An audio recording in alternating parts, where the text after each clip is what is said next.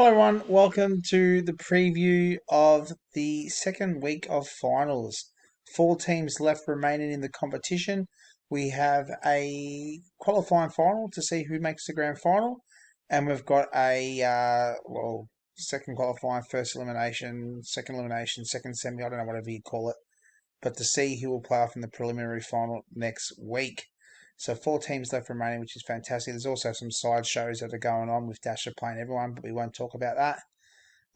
Before I get started, I'm very disappointed. I video called a few people today to try to get them to go on the preview. Um, Mark or Sugar wouldn't answer. Fennec wouldn't answer. Collie didn't answer originally. Michael answered and then goes, "Are you recording me?" and hang up on me. And then Collie ran back, so I spoke to Collie for about 5 or 6 minutes for a bit of a preview. Was going to put it on the video. The only problem was when I recorded it and recording the screen on my phone to be able to make the sound, because I was making the call, for some reason it went through my watch and the sound didn't record on the video. So I've got a video of Collie talking, but you can't hear anything. So there's really no point of putting the preview. So it's very unfortunate. Just to give you a bit of a breakdown, he was talking up his opponent. He doesn't feel like he's going to win, doesn't feel like he's going to win the competition because he thinks the other three are going to be good. And just another breakdown of what Michael said. Michael said his opponent's useless. However, at the moment, it's half time in the Collingwood and Sydney game. And yeah, some interesting stats at the moment. So without further ado, let's get on to the first game. Okay, so let's start off with that elimination final, second semi or first semi, whatever it's called. It's Maltese Falcons versus Gods of Olympus. Gods of Olympus defeating Gators Bitches last week to get to this round. Maltese Falcons losing to Punches Paddock. Maltese Falcons has hit a massive injury worry. A lot of their players are injured at the moment, which is a bit of a shame for them. And they've got a bit of a different team playing. Whereas Gods of Olympus, just the Tinkerbell himself just changing his team around non-stop, which can be clear by his selections of what he's got at the moment. So let's have a look at it. Projections at the moment, 389.1 to Maltese Falcons compared to 367.6 to Gods of Olympus. They have got one of their best midfielders, which is Whitfield, who was averaging 56 or 60 as a loophole player because they're a bit unsure about their halfback at the moment. But the full forwards will be Jai Miss, who will take most of the forward load because Josh Tracy is out, versus Willie Rioli, who's been on good form lately. Harry Mackay, there's a rumour Curnow might not play, so Harry Mackay is a half forward versus Goulden, who at half time, we'll go through those stats in a minute. Dacos in utility versus Marshall, who Marshall's been on good form and recent form against Richmond has been really, really good. Both Ruckman, Miki against Pitane and McInerney against, well, I don't know who the ruck for GWS is because Briggs is out, so McInerney might have a field day out there. And Tom Green versus Clark. Clark against his old side. Cripps against the Hawks, so should get a few stats in the midfield. Hope he does nothing with it. Versus Yo, who's been in really good form lately as well. Halfbacks at the moment are Redmond and Sicily. However, as we said, Whitfield is a loophole potentially for a halfback. Tackler is Davis, who the games he's played has got a few tackles, but there is a risk he might be the sub. Versus Hayden Young, who could play anywhere really at the moment. And Warner is the interchange. As we mentioned, Whitfield's already interchange with that one there. So I haven't got projected scores or round threes. I'm doing this pretty late. It's half time in the Collingwood City game at the moment. But that's their teams. Who's look have a look who's missing for Maltese Falcons. Briggs is out. Crisp is not getting the game. He's started off all right. Lewis is out. May's out. Miller's out. Reeves, Tracy's injured as well. Whereas there's almost a full squad to choose from. And with Hawkins the only injury for Michael, it means his loophole player has to come for one of the early games on Saturday or tonight, which possibly should have loophole Goulden. So that's that game there. So yeah, we'll go through those halftime stats in a minute. We might as well go through them now. All right, so let's have a quick look at the quick stats just so we know the halftime score 41-44. Collingwood currently in front. So the halftime stats, let's have a look at the players that are playing tonight. Chad Warner has as a interchange, 5 kicks, 8 handballs, 5 contested possessions, 2 clearances, 1 mark, 1 tackle, only the one inside 50, 2 intercept possessions, and has the 1 goal and 4 score involvements. So what would he play as? Possibly midfield, possibly full forward. That's 8-16. Who knows what he will be playing as at the moment. The other players that are playing at the moment, well, look at that for me. Grundy's doing all right. Where was that last week, mate? Heaney, Dash, no, you're not. We're just a muck around comp. The other players are Gordon and Dacos. The other game's got no one in it, so I've got to look at the pictures, make sure I get the right person here.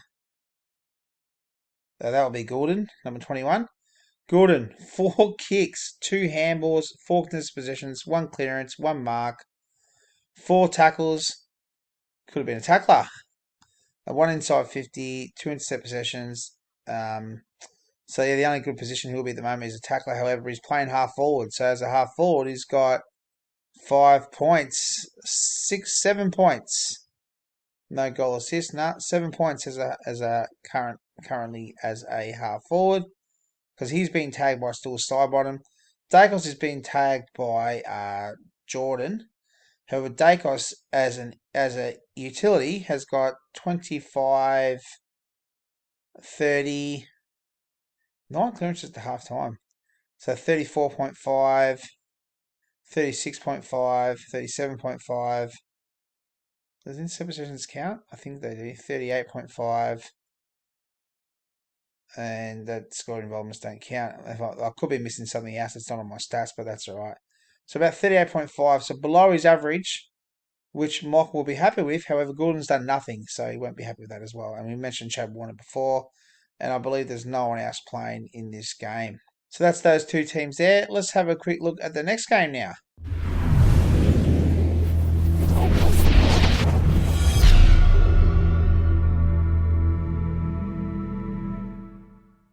It's first versus second on the ladder, playing in the game to make the grand final. Neither of these 2 teams have won it yet, so both will be hoping to make the grand final to win their first final. I believe both have made the grand final once. Punters Paddock lost to me. I can't remember who Sugar Daddy's lost to. However, it's a big one, big game. This one on averages, the projections 389 to Sugar Daddy's, 381 to Punters Paddock. And look, there's some big selection headaches. Although Sugar did hang up on me or didn't answer the phone to me before, he did bring me back, and he said he doesn't know what to do with his forward line. He's probably going to stick to what he's got, and he's also don't know about his rucks, but Sherry's going to stick to that. But if you look at his forward line, he's got Hogan, who's been on fire, leading the Coleman. Norton as a half forward has been great lately as well, and he's playing Adelaide. And then you got Larkey, who's playing the Eagles in Tasmania. So he's got absolute, riches to choose from. Hogan looking for his second Footywired championship in a row because he won it with me last year, as did someone else in this team. I think I can't remember. No one with that one. So have a look at the lineups. It's Hogan versus King, the full forward spots. King was all right last week, but playing yesterday at Marvel, Gold Coast don't travel well away. Norton and Richards, the half forwards. Walsh and Dawson, so as the utilities. The ruckman will be Sherry and Gawn. Is Gawn going to play? If Punters Paddock do get through, or even if they lose, and Melbourne lose, there you go. Mick Gordon just got to kick it inside 50. And is Gawn going to get wrapped up for the rest of the season? Dale and Shaw are the 2 midfielders. So Shaw's been the best midfield in the competition lately, it feels like, in terms of stat-wise. Kelly and Sinclair, that's an interesting one with Kelly, how he'll go. I'm not sure. Oh, there we go. He's interchanging Sarong. See how Sarong will go. Wanganeen Malera is the halfback and Rouse the tackler. Rouse has been the best tackler in the game. Viney's been a good tackler as well when it matters. I think the weather's going to be great, so there's no rain at all in Melbourne this weekend, I believe. And Newman's a halfback. Hopefully he does nothing against the Hawks. And Sinclair, I should have made that trade. Who else could they have chosen from? Well, Will Day, Dixon, Draper, as we mentioned, Larkey and Noble. A lot of injuries there for Sugar Daddies. We're over here, he's got Josh Dacos, who currently has 11 kicks. Danger missing out. Elliott's just kicked a goal as well, I believe. Fritz Zathary Keane, who's been in his team most weeks but out this week. Rosie is not getting a run. That is interesting. Melbourne's down on players, they've got a few out, and Rosie is not getting a run. Um, and sorry, Colley's loophole in Atkins, possibly as a tackler. Interesting one for that one. So that's first versus second. As mentioned, Punters Paddock already believe they're not going to win it this year, so there's no point playing this game, to be honest, with that one. But good luck to there. Good luck to both teams. Be nice to see one of these teams, a new winner this year. Fennick will be going for his fifth win. Mick will be going for his second, if those two are able to get through. Collins just cooked 2 goals in a row. McStay and Elliott, and now the score's gone from 56 to 41 after half time. And just with that one, let's just a quick side note. It's Top Guns plays Punters Paddock. Gators Pitchers play Top Guns. Top Guns play Seek and Destroy. Renegades play Top Guns. Top Guns play the Footywired generated team. Bombers Forever play Top Guns. And Top Guns also plays Rangers Anonymous. So I believe the odds were, I was told the odds for him to lose all of them is 69 to 1, as per Dash. Interesting to see if he does lose all of them. So that's it for the preview. Apologies about the phone calls. I might try to do something different next time. I don't know. I have to work it all out. But I do apologise about that. Would have been good because Colin was rambling on, and then he was saying how good all of his opponents are and saying, "Oh, I'm doing all right, but I'm not that good."